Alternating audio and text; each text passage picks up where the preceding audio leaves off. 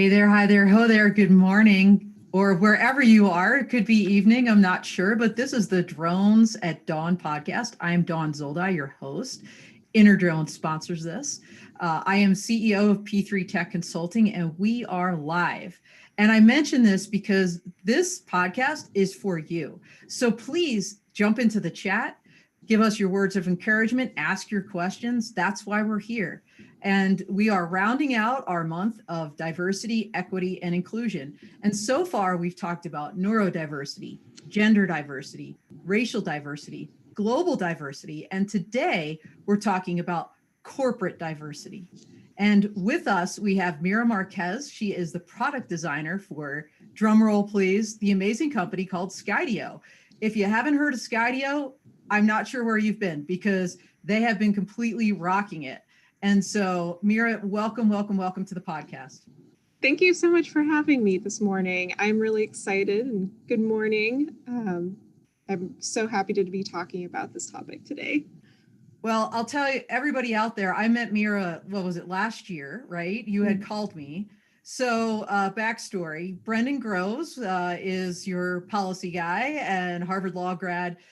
He used to be an Air Force JAG, which is what I also was in the military, and we knew each other. And we've kept in touch over the years. And he reached out to me and he said, hey, would you mind speaking with Mira Marquez from our organization? Because we are really focusing on gender inclusion and we would love to hear your viewpoint. I said, absolutely. And that's when we met, Mira, right? It was like last year. I feel like it was last fall. So first of all, let's back up. Tell us about yourself and how you wound up at Skydio. Yeah, absolutely. I probably have a little bit more unconventional way than a good bit of my fellow coworkers. My background, I originally actually went to school for animation. I went to the Savannah College of Art and Design way back. I thought I would be working in the game industry for forever. However, that ended up not being the case. I ended up working in the video game industry as a 3D modeler before transitioning to product design, which is essentially designing interfaces and experiences for almost a decade. And then, company changes, company closures, having a more extensive network as I got older. I heard about an opportunity over at Skydio. They needed a product designer. And so I interviewed and transitioned to working with drones, which has been amazing and an adventure to say the least. Definitely some very unique challenges. Myself as a kid, I grew up on Air Force Base. So things regarding aviation and flight were always really of interest. However, I had terrible eyesight as a child, so the thought of becoming a pilot in the Air Force was quickly shut down. But I'm really happy to have been able to connect with a company at like Skydio as I got older and still find some way to kind of be integrated with aviation, and that really makes the kid in me really happy about that. But in regards of my work at Skydio, I came on board shortly a bit before we shipped our Skydio 2, and I've been basically helping to design our products ever since the Skydio 2, all of our accessories and our new set of products that's going to be coming out soon. So what a small world is and the things that we have in common. It's so funny you say that about your eyesight because when I was going to join the military, we had to go through the military entrance processing center, and the Navy ran it, the one in Philadelphia, where I went, and they did the eye test on me, and they're like, "You have like zero depth perception. You will never be a pilot." And I was just like, but I will tell you, Mira, though, one of my goals this summer is to learn how to fly a drone and to become a pilot. So hold me to that, and I'm going to be in touch with you more about that later. Yes. I would love to be doing that with a Skydio drone, to be honest with you. So, so corporate diversity in the drone ecosystem. Tell us a little bit about Skydio and how it began and kind of where you guys are, because really over the past year, easily the last year, but even before that, you guys were growing, and it just seems like just exponentially growing over the past year. Yeah, absolutely. Our presence over the past year has just intensified substantially. Skydio, with in regards to other drone companies around the world, there's other ones such as DJI, which have a substantial more hold on the market. However, we're becoming, and we are the leading drone manufacturer in the US. We were founded back in 2014, so still on the younger side, but we're making our presence known for sure. And the first consumer drone that Skydio launched was the R1, which was in 2018. So that's actually not too long ago. And that was widely regarded as basically a breakthrough for autonomous drones for consumers. And then, of course, we followed that up in 2019 with the Skydio 2, which is really helped us to grow our platform for commercial development significantly, along with all the accessories that come with it. And then from there, we've just been continually pushing the envelope of autonomous flight. And basically, that allows us to make the world a more productive, creative, and safe place, and really to continue to push in that direction as well. Well, and I know you guys are linked into a number of these FAA, let's call them R&D efforts in North Carolina. You guys were on the cutting edge of getting the first statewide beyond visual line of sight approval. Autonomy's, I mean, it's the thing, right? For BV loss, that is what is going to get us there, because it's all about the tech. But yeah. I want to talk about corporate diversity, because that's what we're talking about here today. And that's actually how, like I said, we first connected. And I remember in that phone call, we were talking about this idea that, oftentimes when tech is designed, even drone tech, it's not, that human interface you were talking about, it's not necessarily designed for women. Even just the controllers and the size of hands and how that all works. And I know that's something you're looking into, but can you tell us a little bit about your diversity, equity, inclusion initiatives at Skydio? Yeah, absolutely. Since the last time we chatted, we've been making some significant moves at Skydio to kind of help on the DEI side. One of the biggest things that we've done is we've created the social responsibility program. And this is where basically we use our products and our competencies as a company to engage with locally, nationally, and internationally with communities on humanitarian, wildlife conservation initiatives. A big thing that we're looking at is STEM education and for youth and for minorities. How do we kind of level that playing field there? And additionally, we want to bring awareness and inclusion and promote resources within Skydio, for all the change that we want to make in the world. We also have to look internally as well and see how do we continue to improve on ourselves internally. And ideally, ultimately, we don't want this to be a one-off or be a short-term thing by any means. We want to have a lasting impact for future generations, not only for us internally, but for our local communities and communities across the globe as well. So what you talked about your social responsibility program, internal, external. So what are some of those initiatives? What have you launched in that arena? So as far as within the social responsibility program, one of the recent things that we did was we launched what's called our Skydio Part 107 program, which we're super excited about. And that's an internal program where basically we support and guide the women at Skydio through getting their Part 107 license, which is really important. And we kicked off this program in early March with a Women's Fly Day. It was basically where we gathered all the Skydians. Skydians is one of the terms we like to, us ladies at Skydio like to refer to each other as, where we gathered all the ladies at Skydio and we went to the beach and we had basically a fly day where we learned about how to operate the drones, all the capabilities that they have. It really provide a safe, judgment-free zone where they were able to ask questions, not feel judged in any way about maybe not knowing something. And this group within the women at Skydio, this ranges anywhere from more senior female employees who have pretty extensive flying experience to, we also recently had a handful of new women who joined the company who this was the first time that they flew. So that was really, really great to be able to pair everyone up, get them kind of more on a level playing field to learn and feel comfortable about using the vehicles, which is awesome. And then of course, after that fly day, we set up basically a little bit of a classroom. We now have these weekly Part 107 courses that are taught by some of our internal employees. It's a 4-part course. We're a little over halfway through now.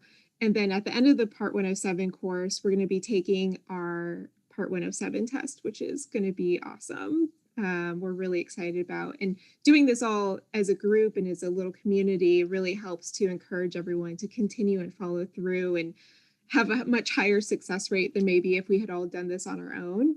And, having this day, which was fantastic. It was so much better than, we could have imagined. We were fortunate enough to get basically local news coverage. We also got a shout out in the Women in Drones Spring e-magazine.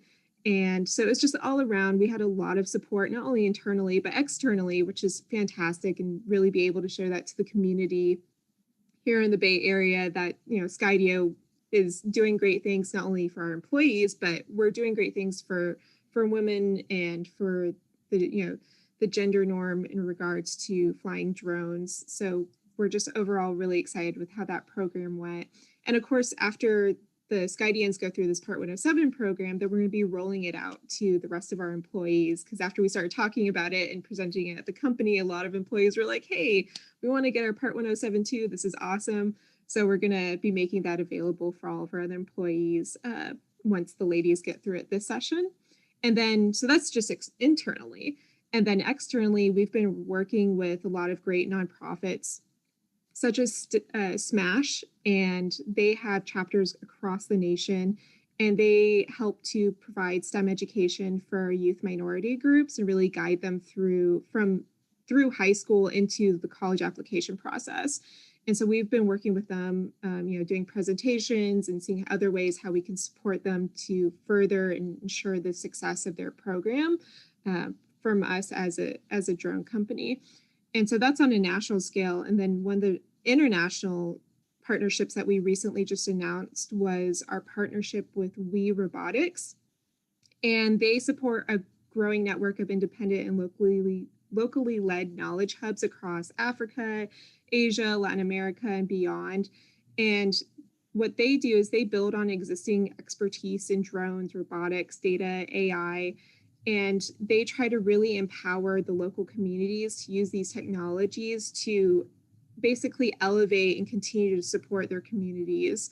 And so we have donated multiple drones, and we're going to be working with some of these different flying labs to really see how our technology can help elevate the communities that they're in. So we're really excited about that one. So these are all incredible initiatives at the corporate level, internally, externally. My guess is the people, and nobody's really chatting us up here. I would love to have someone at least do a shout out. That would be awesome.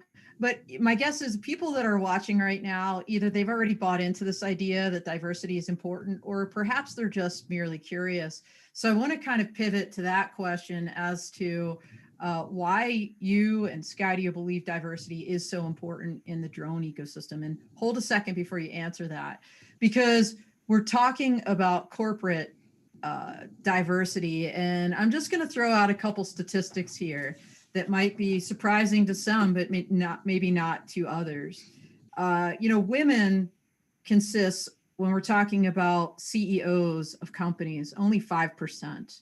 If you're talking Fortune 500, this is as of 2019, so it's a little dated.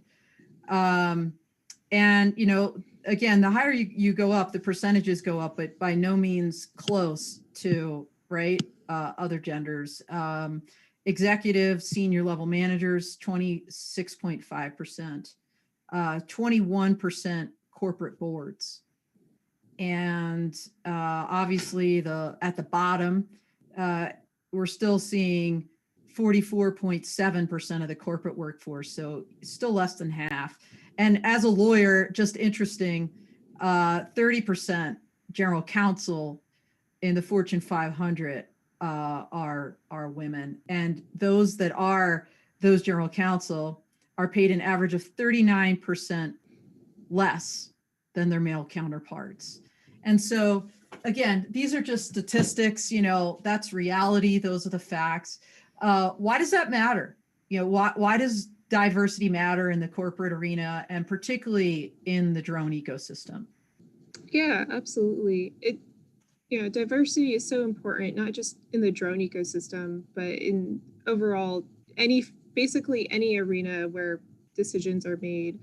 Um, we see the statistics that you had mentioned. We see this across the board in the tech community and in the video game industry. When I worked in games, I was the only one, or maybe one of a handful of women at the studio who were developers, and it's really unfortunate. But there's so many things and so many other programs that are working. We're continually trying to push and make these things better.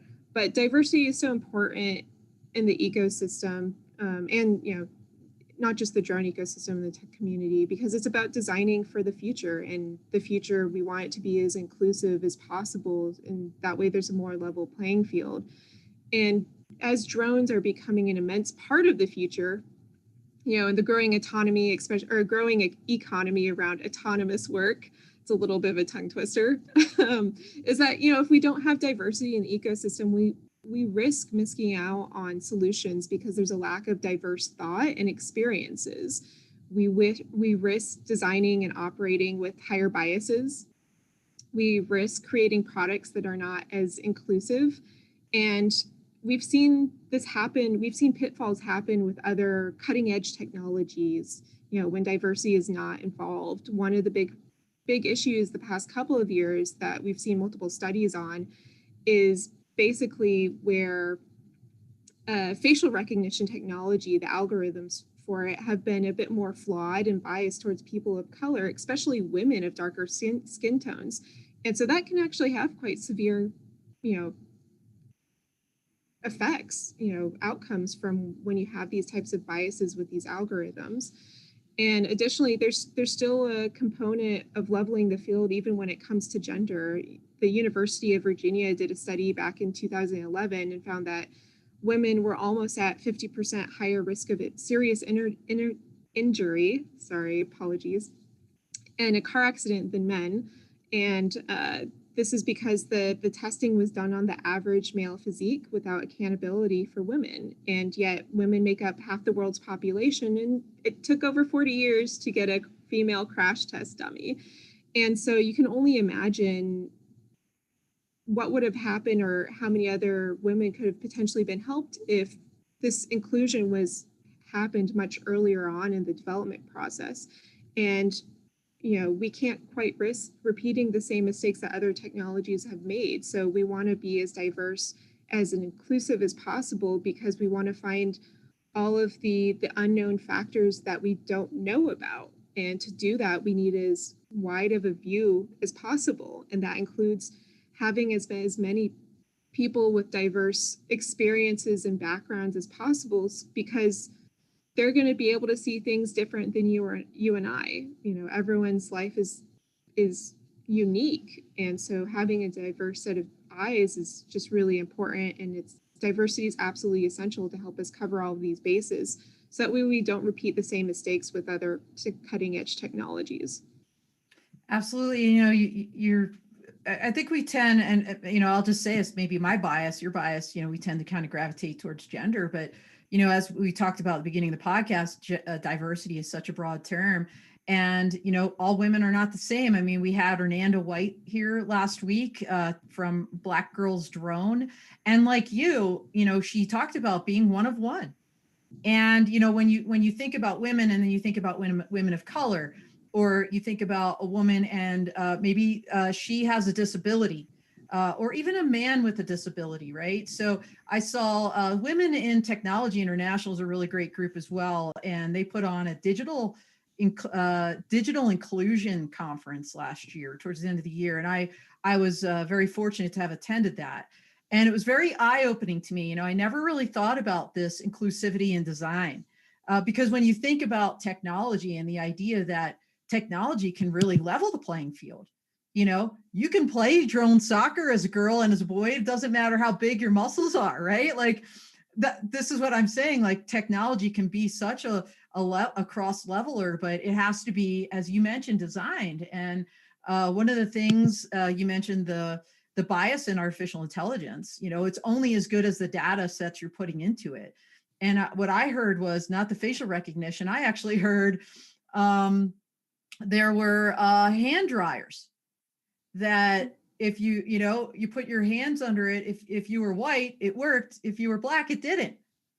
And it was just a bias, built into the system. So look, it looks like we've got some folks jumping in. That's so awesome. So let's see, we've got someone, looks like Mark, saying thank you for your work in these areas.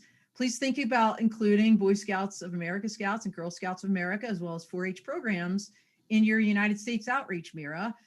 They'd love to see, Mark would love to see some normalization of drones in young children flowing into school and trade programs for all genders. And so great point, Mark. Absolutely.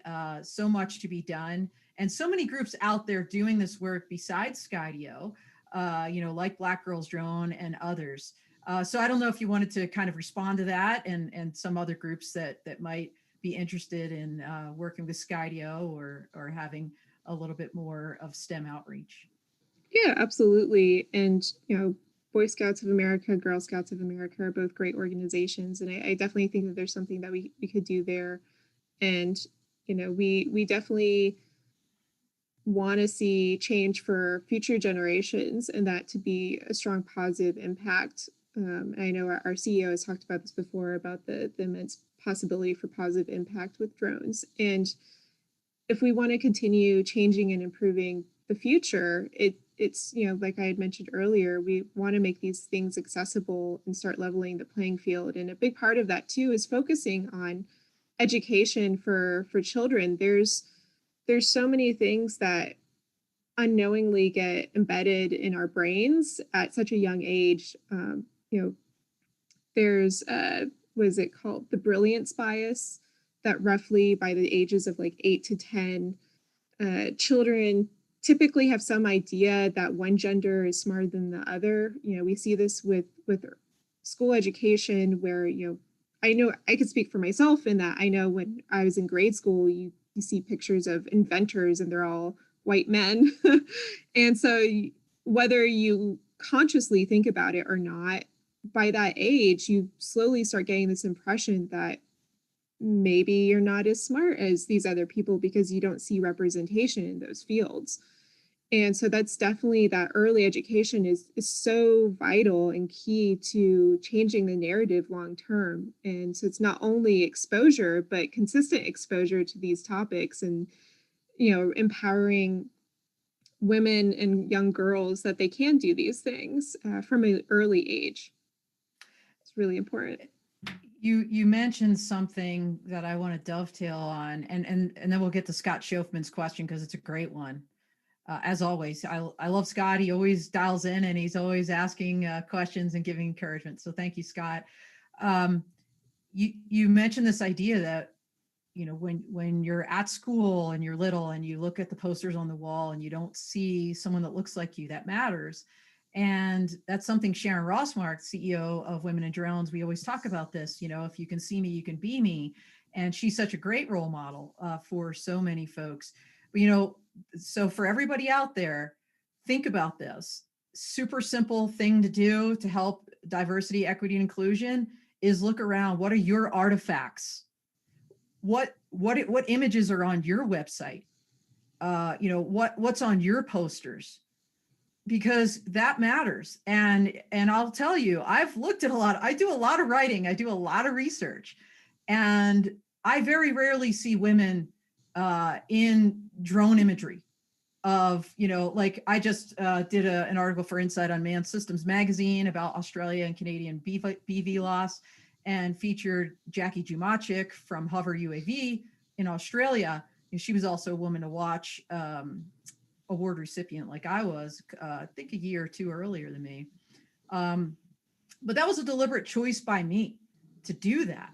And so that I would commend to all of your attention. Think about that. Look at your own website. Look around your company. What's hanging on the walls? What's on your brochures? Who are you picking as speakers? Who are you quoting when you quote somebody? That all matters. And those are super easy and little things you can do every single day. And so let's get to Scott's question. And by the way, for everybody out there, we're going to extend this a little bit, just by a couple minutes, because we realize people tend to dial in a little late and they miss things. So we're just going to go a little bit longer, end at about 8:40 or 10:40 Eastern instead of 10:30 today. Give us a little bit of time on the back end. But Scott, before I get to your question, I do want to say one thing, since we are on the topic of women in drones. I want to commend Skydio. So first of all, thank you for sponsoring, for number one, being a Women in Drones member and such a strong sponsor of Women in Drones. Number two, for being one of our first name sponsor for our Women to Watch Award this year. So if you guys didn't know, and right now I think Mike's dropping in the chat all the different links. Our Women to Watch Global Awards program, it's our 5th year anniversary. Skydio is sponsoring the Skydio Public Safety and Public Service Award. It's an individual award. And so I would ask that you all please nominate somebody. Tell me, look around, and surely you know of a woman or a team that is doing amazing things. And maybe it's not the Skydio Public Safety Public Service Award you nominate somebody. Maybe it's a different, the innovation team or the education team or education individual award. But let me tell you a little bit about the Skydio Safety and Service Award. What it does is recognizes an individual who serves the public in any capacity and epitomizes community involvement or betterment and service-oriented activities indicating commitment and sacrifice, including but not limited to humanitarian efforts like Drones for Good, public policy, military, federal, law enforcement, public safety efforts. So much can go into this. This is not, the Law Enforcement Person of the Year award necessarily. I purposely wrote this to embrace military members, to embrace people like attorneys that are writing policy for the public in this sector that is making a difference. So if you know anybody, please nominate. And once again, Mira, thank you and Skydio for sponsoring this. I know that your CEO, Adam Bry, this was important to him. And I don't know if you wanted to comment on that before we move on to Scott's question. Absolutely. And Adam's talked about this, I think, almost just about in all of his interviews. Skydio was founded on the belief that drones will have a massive positive impact on the world. And autonomy goes with that. The ability for drones to perform, really complex tasks on its own helps to ensure that pilots, allows them to focus on their jobs that they're doing and not so much on the piloting aspect of it. And I know from Adam that seeing more women involved is also really important. And, it's great that we're able to support this Public Safety and Service Award, and we're really excited about it as well. Well, we're excited to see you at Interdrone and some of the Skydio teammates there. I think Brendan just agreed to be on one of our panels for BVLOS, so that's going to be an awesome panel. But the big reveal for the Women to Watch Awards will occur at Interdrone, like it does every year. So registration is open. Please sign up. We would love to see you. This is going to be, pretty sure this is going to be the first live event, and it's going to be amazing. And I cannot wait to get out of my basement and talking to people and seeing everybody in Dallas, Texas, 10 to 12 August. But Scott's question is actually perfect to follow on to what you just said, Mira, because his question is, how has your view towards inclusive diversity influenced specific product design choices? And do you have any favorite or good examples of that? Yeah, absolutely. And this is something, we, especially as product designers, you want to keep in mind that not only are you trying to design this for a specific either client or user, or in cases where you're selling products to the general public, you want it to be as inclusive as possible and accessible as possible. And, sometimes you have to, you have to do your due diligence as a product designer and do your research, and that also involves a lot of user testing as well. Are there things that other people see and experience that you don't? And so one of a recent success story there, I should say, is with our new enterprise controller. And when we were developing it, one of the big things that myself that I often encounter, and also with other women, is sometimes controllers are not the most ergonomic or comfortable to be held in your hands, especially for women. We have a little bit smaller hands on average. So as we were designing our new controller, that was something that we really wanted to keep in mind, is not only is this thing ergonomic, can I reach all the buttons comfortably? Does it feel good to actually sit in my hands for, a period of time, 20, 30 minutes longer?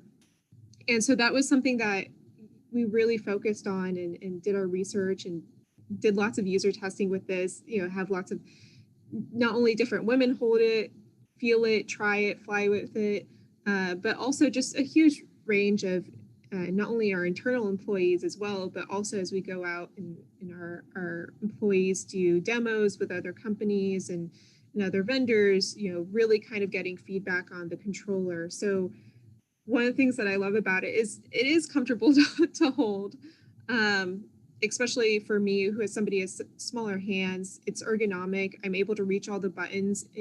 I don't get hand strain when I'm trying to move the joysticks and reach for the gimbal or different shoulder buttons or other buttons that are involved on it, or trying to reach for the screen. The weight of it too is really important. It's not super heavy, but it's got enough weight to it to where I feel like I'm actually holding on something, and I'm not going to, if I'm not careful, fling it because it's so light. So there's a really good sense of weight with it as well. And it just all around feels really good, which is, we're really happy about how it came out. It's funny you mentioned the thumb controls. Make sure you include old people in your group, because I am old, and the arthritis sets in your thumb joints, and you don't think about that if you're young and you're always doing your thing all day long. But if you have a person that's of advanced age, that's, you can only do that for so long, and is it difficult to push and things like that. So that's a perfect example. Thank you for saying that. We have a couple other comments here.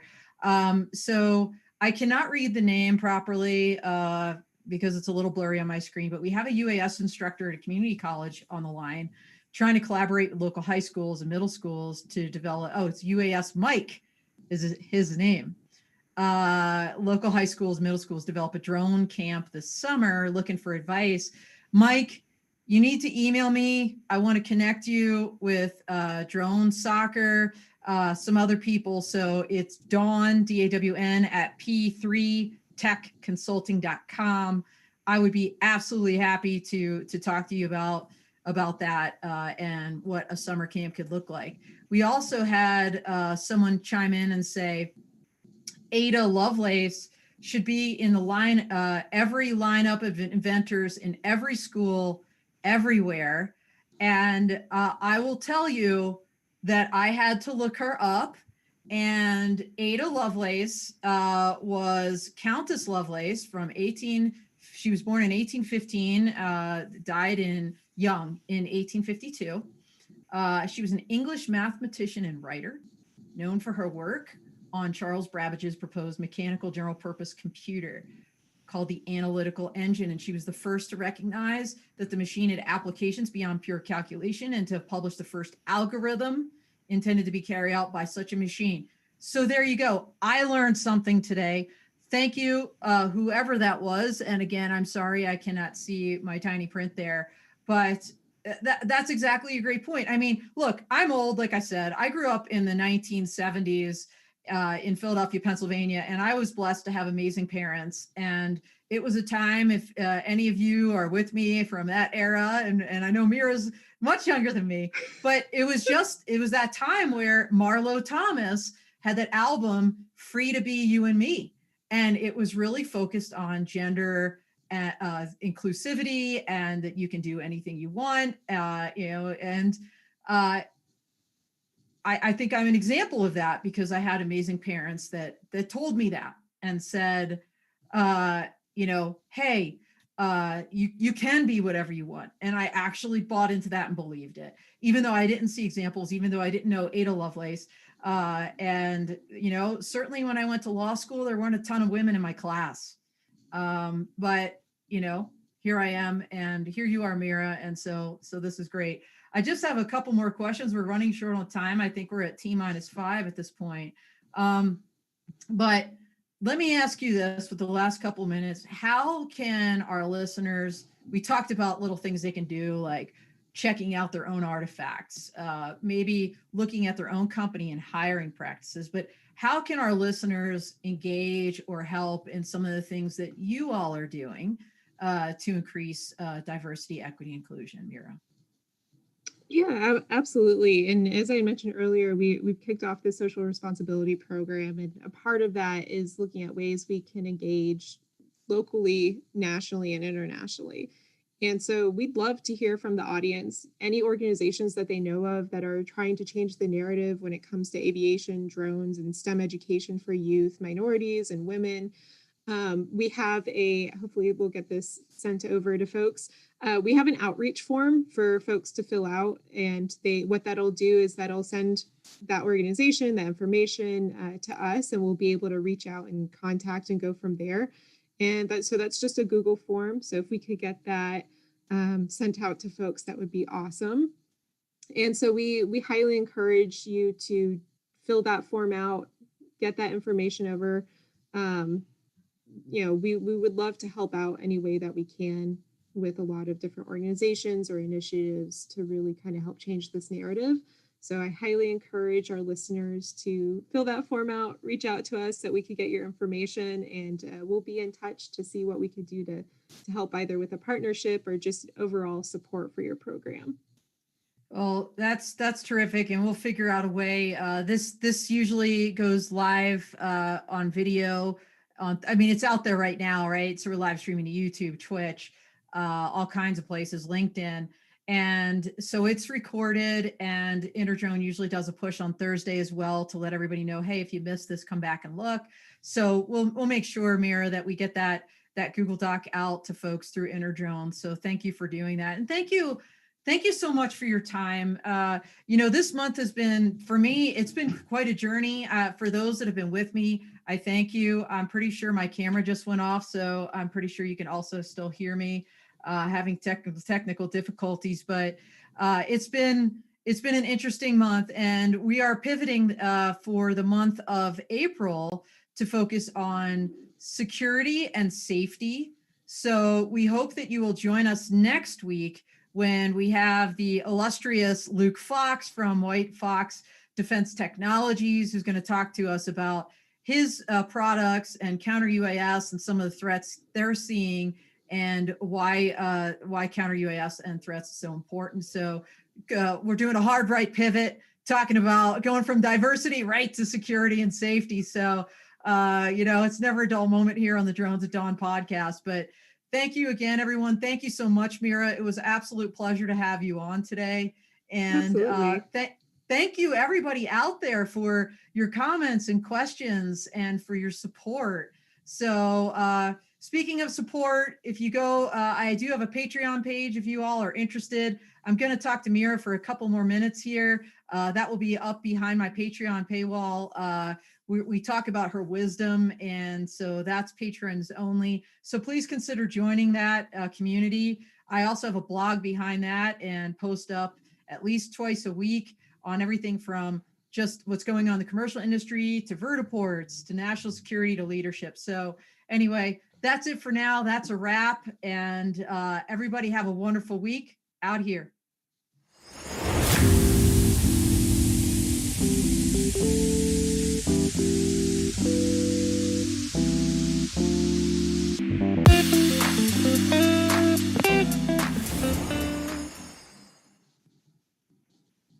All right, I'm back.